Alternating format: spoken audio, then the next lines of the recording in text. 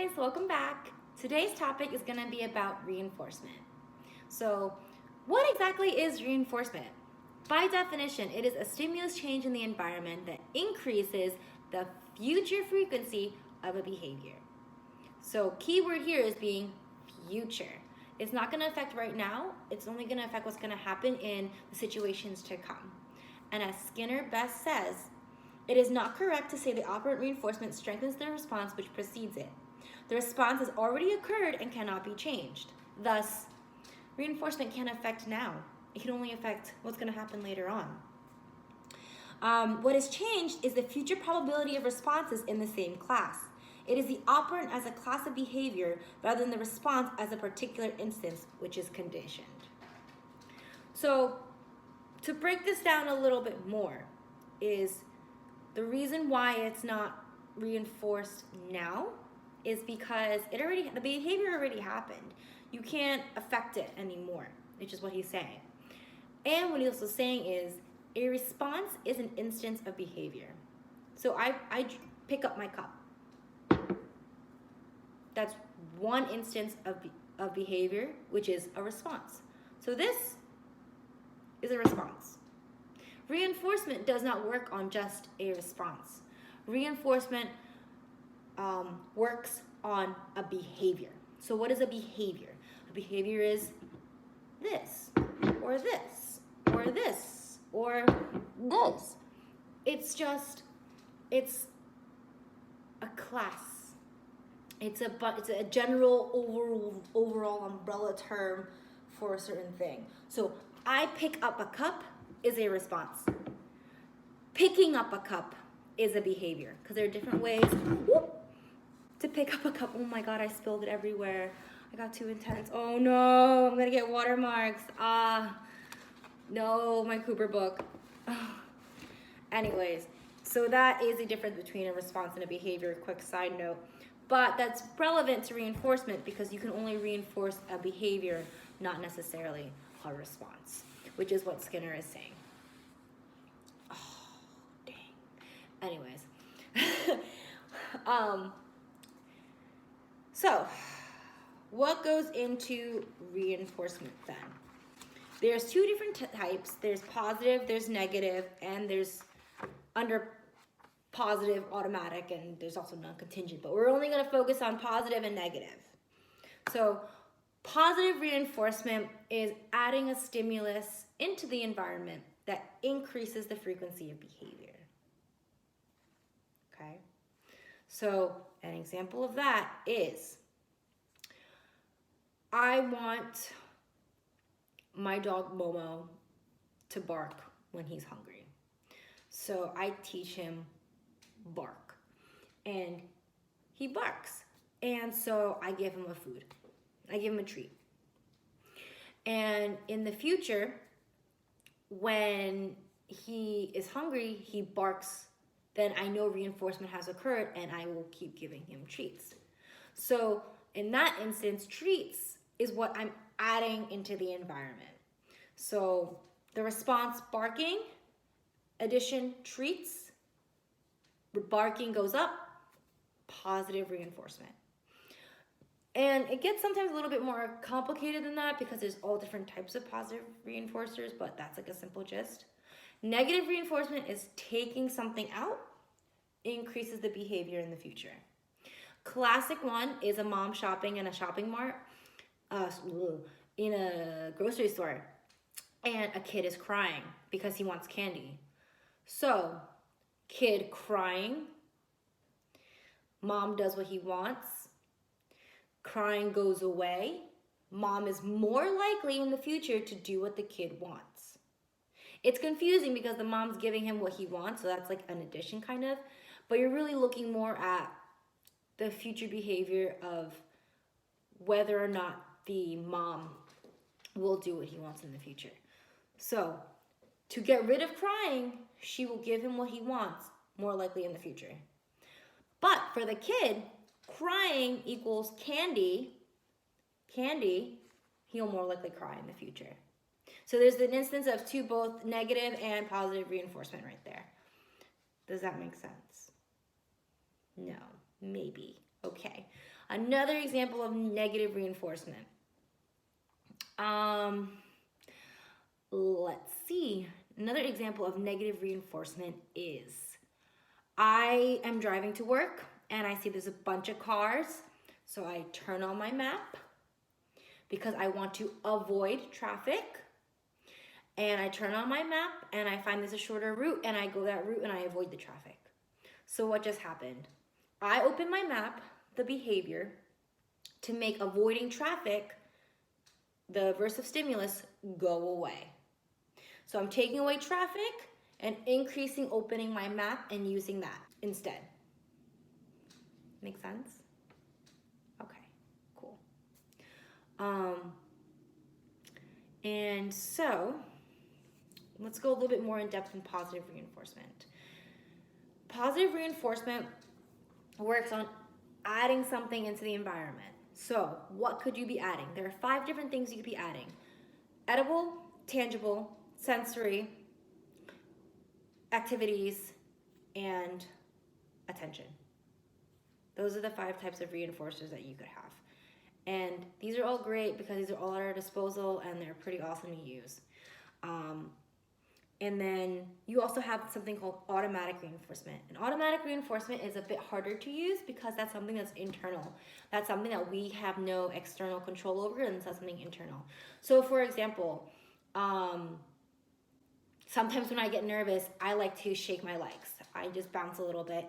Has no reason, no rhyme or reason, but it just makes me feel a little bit better, makes me feel a little bit calmer, and that's something that no one else can give but myself. So that's automatic reinforcement. And it's really cool because that can also be used as a reinforcer for if you have work with someone that engages in a lot of stereotypy that's like automatically reinforced, like, you know, looking at the lights or, you know, finger flicking or shredding. So all that kind of stuff, like looking at the lights and stuff like that. Okay, I guess that is sensory actually. I'm glad we're talking this out because now I'm helping myself study, but I guess that is sensory. But yeah, sometimes better automatic reinforcement is jerky movements, pausing, things like that. And the best way that people use for that as a reinforcer is you deprive someone of it.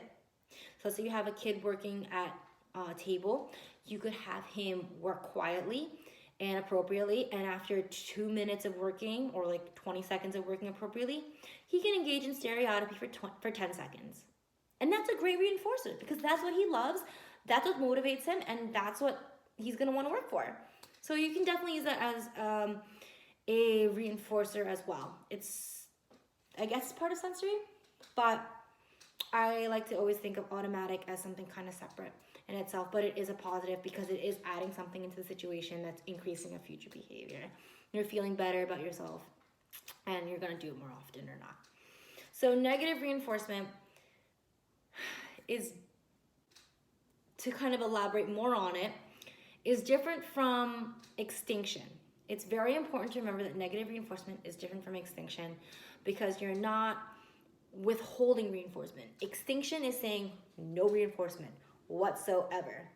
Negative reinforcement is saying you're in a situation that you're kind of annoyed in. You're in a situation that you don't like and you want to get out of. So I can get you out of it and you're going to be more likely to do that in the future. That's what it's basically saying.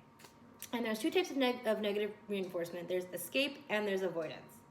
So escape is you're already in the bad situation and you want to get out. So you don't want to work, you throw a chair across the room, you automatically get sent home from school. You're more likely to throw the chair in the future because you got out of that situation. Avoidance is kind of like what I was talking about with the map. It's you're just, I know something bad's going to happen. I know I'm going to sit in 20 minutes of traffic and I don't want to do that. So I am going to look at the map and that reinforces my map looking behavior in the future when I see traffic. And there's 2 ways to do that. There is free operant avoidance and there is discriminated avoidance. So discriminated avoidance, a good example would be I see lines of cars, lines and lines lines of cars in front of me. I know there's traffic. I'm gonna look at my map. Free operant avoidance is, I walk to my car, maybe I'll look at my map today. There's no stimulus that tells me that there's gonna be traffic. I didn't look at my watch to see, it's rush hour. I didn't see the cars. I just walked out and decided I'm gonna look at the map today, just in case, so I can avoid traffic.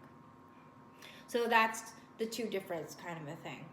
Another example is, you don't want to talk to this coworker that you have at work. So you see their bag on the table and they're in this room. Let me go the other way so I don't have to see them. That's a discriminated avoidance. A free operant avoidance would be, I just don't want to see them today. I'm just not even gonna go bother going in that direction. I'm just gonna stay in my room, in my cubicle, or in my desk. That's more free operant. Anyway, so the overall rules of reinforcement is, you need to make sure that when you are giving reinforcement or using reinforcement procedures, to make sure that they're temporally close to the behavior. So what does that mean? It means that as soon as the behavior occurs, you need to deliver that reinforcement right away. So as soon as a boy who typically throws chairs, and you don't want him to throw chairs, and he asks for break, boom, automatic break right there. Because you want to increase the likelihood of him saying break. Or the fact that when I look at my maps, I see the line of cars, I look at my maps, boom, automatic, new route, no traffic, reinforces my map looking behavior. There have been studies that have looked at reinforcement, and they say that, if it's 5-second delayed, 30-second delayed, or something like that, it's just not gonna work. Because reinforcement works best immediately after the behavior that you wanna reinforce. Because if you reinforce behavior 30 seconds later, you're reinforcing a totally different behavior. I could have been teaching Momo, my dog, how to sit. He sits 30 seconds and then gets up. And then 30 seconds later, I reward him for sit. He could be chewing the windowsill by now. I'm reinforcing chewing the windowsill. So it's really close. It's really important that you make sure that it's all close together in time. That's what it means by temporally close. Temporally close. Magnitude. Make sure that the reinforcer that you have is big enough for what you're asking of your learner or your client or whatever it is. So for example, let's talk about money. Let's say I'm asked to work a 10-hour shift and get paid $50. That's not enough money for a 50-hour shift. I need a lot more than that. But that's what it is. Sometimes we ask our clients to do such big grand things, but we give them such a little reward in the end, and that's not going to encourage them, or that's not going to change their behavior to increase in the future and for them to be more likely to do it for us in the future. If I worked a 50-hour shift and I got paid $5,000, of course I'd be more likely to work 50-hour shifts. You know what I mean? So it's just kind of thinking of it from that way. Consistency, it's important in the very beginning to use continuous reinforcement, which means every time the behavior happens, you give the reward, boom, boom, boom, boom, boom, boom, boom. Never a miss. Constant, until they are reliably increasing the behavior. And you don't need to tell your client or your learner that they're being reinforced. As my mentor always says, do you think Skinner talked to his rats to tell them, if you touch this green button, you'll get pellets?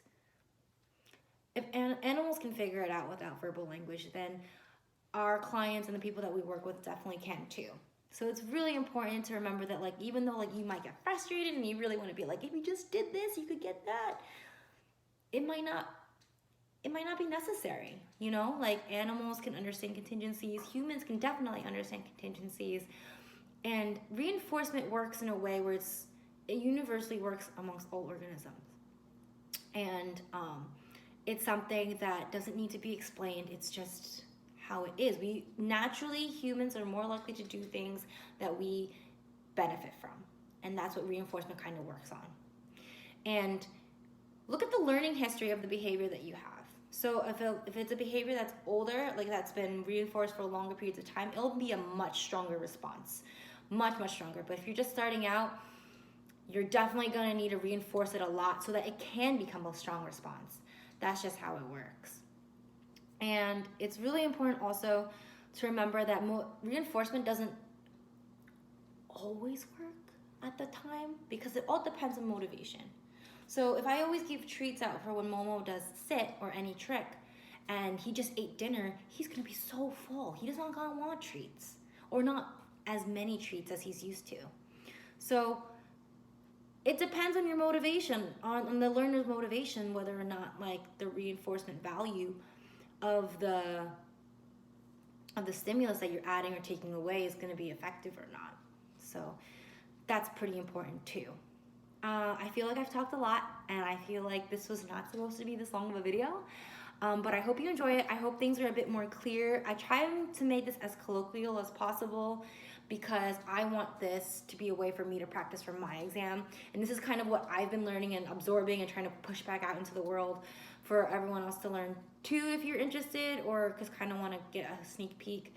I don't want it to be a lecture, and I'm hoping it's not. And I tried different video methods, and I don't know how to do it because I'm not tech savvy, so this is how I'm going to do it from now on. But I hope you enjoy it. I hope you liked it. And if you have any other topics that you want me to talk about, please let me know in the comments below. If you have any suggestions on how to make it better, please let me know. And I didn't go too in-depth in reinforcement, even though it was a long video. But if you want more in-depth stuff, let me know too. Thanks!